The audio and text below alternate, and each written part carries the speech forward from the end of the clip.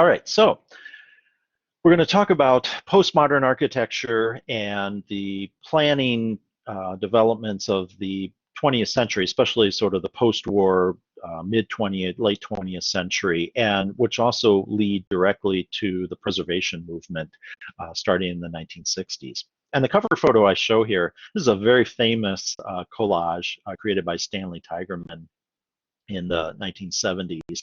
And it is, hopefully you recognize it, it's Crown Hall sinking in Lake Michigan. This is Lake Michigan, and this is sending a message that the era of modernism and Miesian architecture is sinking like the Titanic. And a new dawn is emerging of a whole new architecture that is going to emerge out of this. It's debatable whether or not that really fully comes true. Certainly there is a strong postmodern movement and reaction, sort of a counter reaction to the immense success of Miesian international style architecture of the 1960s. But we have modernism today, as we'll see in our final two lectures. I believe that that collage print is now in the collection of the Art Institute. I'm not sure if it's always on display or not, but if you've never seen it, you got to go check it out. It's a fun image. So the first architect I want to start talking about is Philip Johnson. We talked about him before. He was one of the curators of the 1932 MoMA exhibition on modern architecture, and he became an architect and worked in the modernist style. He actually collaborated significantly with Mies van der Rohe. He was a co-designer on the Seagram building in New York, and some of his initial work was in a very Miesian, literally Miesian style. This is his own glass house in New Haven, Connecticut from 1949. This house is fully, directly, I'll use the word inspired, some will say copied from the Farnsworth House. Now this dates technically before Farnsworth House, but that's only because he built it right away, and Edith Farnsworth took several years to cobble the money together to build her overpriced, she spent way more than she intended to on her house for Weekend House in Plano.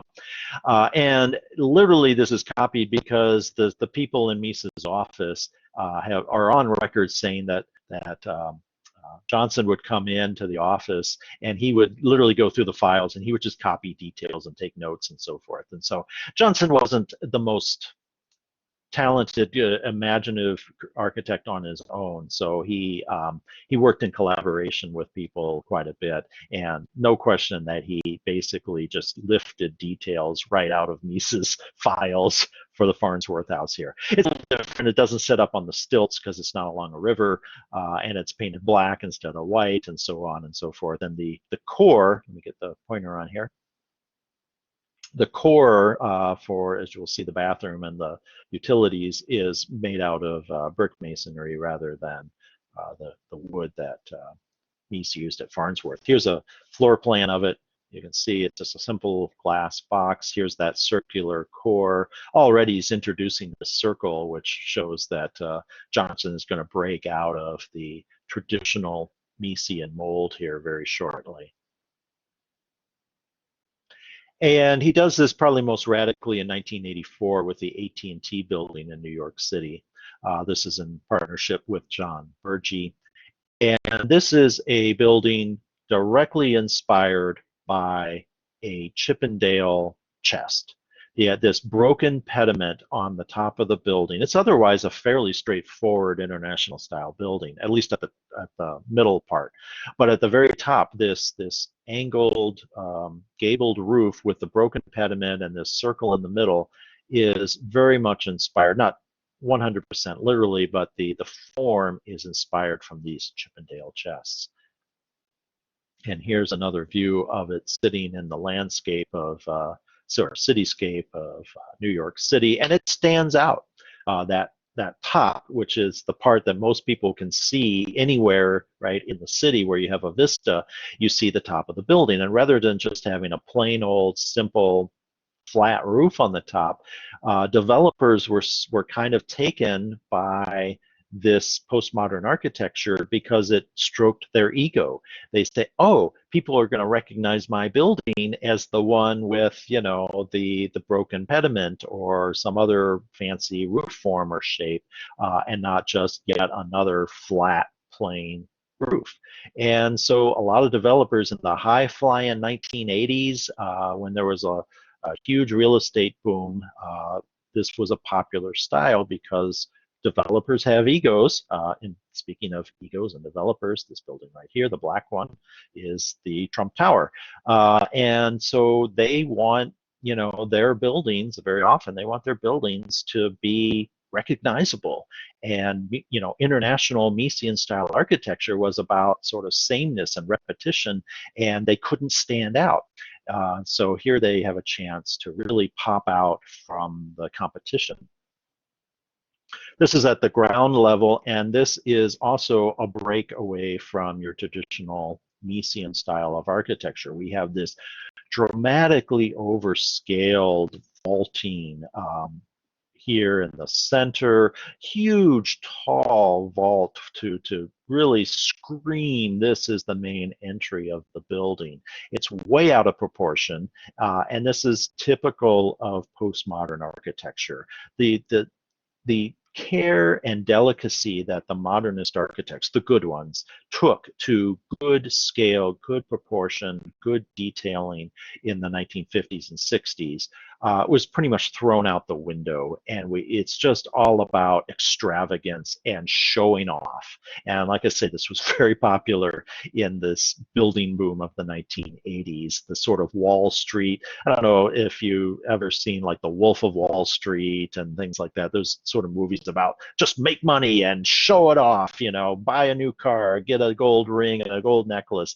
And that was a big thing in the 80s of the Wall Street moneymaker types, and you know, it kind of carries through in the architecture of commercial office development.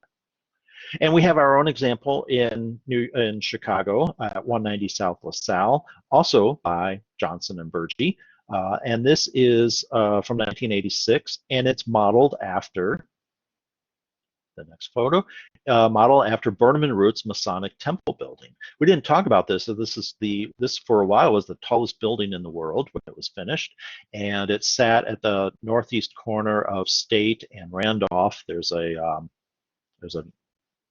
modern office building there now. It was torn down in the 1930s when they were building the State Street subway line. Rather than try to underpin the structure for this building, which already was declining in rents and condition, they just decided to tear the whole thing down. So a real loss to Chicago, but Johnson and Virgie reimagines it in a 1980s postmodern architecture. So we see the roof form with the pediments on top and even these giant light bulb, light globe lights here. The arched windows here near the top of these bays kind of reflect the arches on the Masonic Temple building. And also at the ground, we see this overscaled, massive, out of proportion, heavy, almost Renaissance style anchoring with these huge arches and vaults, this overscaled masonry, stonework here, granite, and these sort of very almost neoclassical columns here on this band between the base and the tower there. So this is very much the type of high-rise commercial construction that is typical of postmodern architecture of the 1970s and 80s. Perhaps the most influential postmodernist architect, but in his philosophy and his thinking, is Robert Venturi and his life and our design partner, Denise Scott Brown. And they are the ones who coined this term, less is a bore. So, you know, Mies was associated, whether he ever said it or not, you know, less is more is his quote that's associated with Mies van der Rohe. And so Venturi turns that phrase and it says, less is a bore. And he celebrates, so the two of them celebrate well, to use his title from one of their books, Complexity and Contradiction in Architecture. The idea that, you know, architecture should reflect the complexity of life. And we'll see some examples of that, and should be playful and should be exciting. It doesn't need to be a plain old boring box. Here is the cover of his 1966 book. He wrote this solo before he met Scott Brown, and married. They were a married couple till their deaths. And so here is really the first major work to sort of strike out against this rigidity and formality of modernism, and saying, hey, architecture can be fun, it can be playful, it can be creative, and it could be a duck. It can be, any form that you want it to be. There's a famous building in Ohio for a company that builds picnic baskets that looks like a picnic basket, and that's the sort of thing he said, hey, that's okay, that's fun, people like that. So that kind of represents the ideas that he was promoting. In architecture, you can't make every building look like a duck, and so his architecture is a little more straightforward. And it's a mix. It's a mix of international style. It's still relatively modernist. He doesn't apply really ornament for the most part to his buildings, but he introduces these playful elements like this huge curved window at the top, and even these vertical slits right here and here at the top of the parapet wall. These vertical slits are completely unnecessary. They serve no functionality. That is an anathema to the modernist philosophy of everything has a purpose. The Louis Sullivan, form follows function. This is just introduced to make it visually interesting. The curved window, it's a window, so it has a function, but there's absolutely no reason it needs to be this curved form like that. So it's introducing something random that, in Venturi's mind, it makes architecture more interesting and more playful. Another famous house of his is House for His Mother, Vanna Venturi. This is from 1964. And he, like we saw with the AT&T building, he breaks the pediment and has this huge gap in between. And then he introduces this arc form that's just applied to the surface. You can argue that that is ornament, right? This serves no function, has no purpose, and so it really becomes a piece of ornament. Same thing with what amounts to a chair rail, dividing the bottom of the building here with the top. And plus the just sort of geometric massing and forms is very different from the kind of modernist architecture that was traditional under the German Bauhaus and the Miesian Chicago school. Here is a historic photo with his mother sitting out front, and a view of the rear, which also has these unique and just almost playful geometric forms and shapes that go way beyond any functionality. So another famous book that he did write in partnership with his wife Denise Scott Brown is Learning from Las Vegas, and this is from 1972.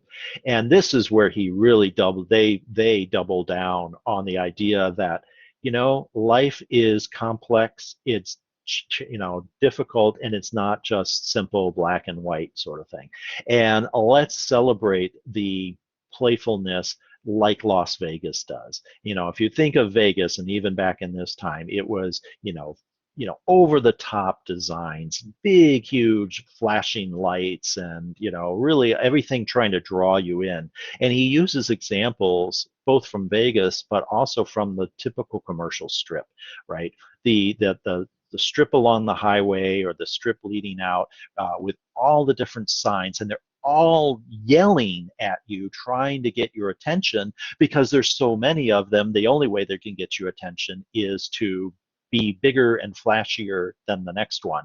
And they're all saying, come, visit my, get your gas here and stay at my hotel, and come here to go bowling, or whatever you're trying to sell. The only way to really grab someone's attention is to be bigger and be flashier. And so this is kind of the more pedestrian approach to commercial developments, cities, of developers saying, hey, I want to be big and flashy, I want to show off my building, and I'll get more tenants, and I'll make a big name for myself. The same thing, at a totally different scale for your gas station owner and your motel proprietor. So probably the most successful architect really working in this postmodern genre is Michael Graves.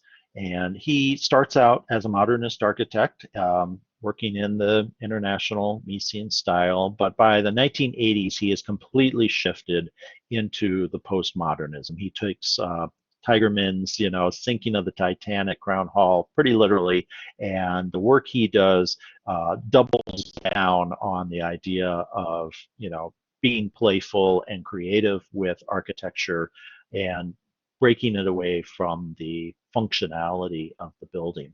He also becomes pretty famous. A lot of people know him because they buy his stuff at Target. He successfully partnered with Target in late 90s and early 2000s to create a series of home products that you can, I think, still buy today. Probably his first breakout building in this postmodern genre is the Portland Municipal Building, essentially City Hall in Portland, Oregon from 1980. And we see a basic box with a grid of windows. Okay, that's pretty straightforward international style. But then he introduces all these other forms, materials, colors, and shapes that are essentially irrelevant to the function of the building. And in the case of, they say, these elements right here on the right, or these sort of geometric forms on the left, pure ornament. It's not the kind of Louis Sullivan ornament we're used to, or Corinthian column ornament that we're used to, but it has no function. It's just applied decoration to the surface of the building. So we're seeing something we hadn't seen in many decades reemerging in this postmodern era. A couple other views of the building. Sadly, this building has been pretty mucked up with by the Portland authorities. It suffered from a number of functional issues, and I think they've almost completely reclad the building. It doesn't really look like this anymore. Here's a view dramatically down from the bottom, and he's being playful here. He's just really trying to make his building look different and interesting and exciting, and he does that with these different shapes and forms and colors and even applied ornamentation. And you can really double down on that when you work for Disney, right? And so, the hotel has literally large pieces of ornament, a big seashell clam and a goose or a swan, a swan just sitting on the top of the building. It serves no function other than to, be a beacon to the tourists wandering around the park and wondering, after a long day of waiting in lines, where is their hotel so they can get back and mommy and daddy can go have a drink and, let the kids go to bed because they're tired. So, it just serves as this beacon in the park, and there's even the little sort of wave coloring forms on the facade that are fully applied decoration to the building. And that makes sense for something like Disney, but we see the same things over and over again in regular clients and buildings as well. So here's the Denver Public Library from 1990. All right, there's no swan sitting on top of the building, but this element here right above the circular form serves no functional purpose. There's no real, it's just sitting there to be a visual attractor. The triangular pyramid form here and the circular forms, none of these shapes really reflect any particular meaning or functionality to the building. It's just a way to break down the mass of the building into different forms and shapes and masses to make it more interesting. And then you color each one a different color, and that makes it even more interesting. And it's a total break from the Miesian style of architecture. So here is an example, probably of his most famous work for Target, the tea kettle. Oh, this is 1984, so this goes way back. His association with Target goes pretty far back. But what's on here? A little birdie. And when the tea kettle, I guess you can call this functional because when the tea kettle water boils, the birdie whistles or sings at you. But, it doesn't need to be in the shape of a bird. This is pure postmodern, ornamentation for the sake of being playful and creative. And in Chicago, we have our own examples, probably the most famous and well-known being the Harold Washington Library. This is from 1987 to 91. Thomas Beebe of Hammond Beebe Badka was the designer. And we see applied ornamentation. Look at right here, the swags on the side of the masonry building. Up at the very top are owls with these flaming piles. I call these flaming piles of shit. I hate this building. I hate postmodernism, but I got to talk about it. They're just overscaled, oversized ornamentation that has no purpose whatsoever to the architecture. And it's also poorly planned. If you've ever been in this building, you see these giant open windows and these huge masonry vaults. Let me show you the next photo. I think you can see that even better. Very evocative of the Chicago school, Burnham and Root especially, and these arched openings and the solid granite base, very much a Burnham and Root inspiration. But you walk in this grand door and you're into this blank hallway that leads you deep into the bowels of the building with no public grand space when you first come in. And in fact, you have to take an elevator. It does have a cool roof deck and reading room up here on the top, but you don't get that when you first come into the building. And you can compare that to what is now the Chicago Cultural Center on Michigan Avenue, which had been the main public library. And what a difference, right? And it doesn't need to be ornamented. This is almost like we're just trying to make the building an otherwise very, very plain, ordinary building, and we're trying to make it interesting in some way. And you compare that to the Rookery building, which is a real Burnham and Root building from the Chicago School. And yeah, this is ornamentation to it. And you can argue that the ornament is just sort of making this otherwise plain box a little more attractive. But the way this building is scaled, the proportions of the window bays and the piers and the arches and so forth, even if you stripped off all the ornament, it would still have a nice sense of scale and proportion that in my opinion, the library does not have. Here's a detail of the owl, which is symbolic to knowledge, of course, and that's fine. But then you just have these flaming acroceria behind them that I'm not really sure what purpose that makes. All right, so that is postmodern architecture. Let me stop here with the recording.